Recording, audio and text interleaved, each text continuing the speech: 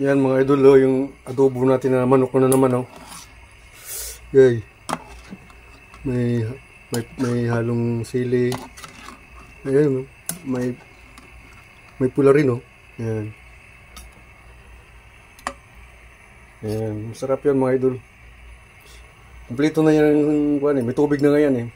Pakuluan na natin ng mga 30 minutes. Hindi, 10 minutes na lang. Tapos nagdiyan ko siya ng itlog. Hindi pa yan kuwan luto. Buo na itlog yan, ha. Buo yan. May basag pa ka, oh. Yan basag, oh. Yan, basag yan. Hindi pa yan luto. Dito ko na nalutuin.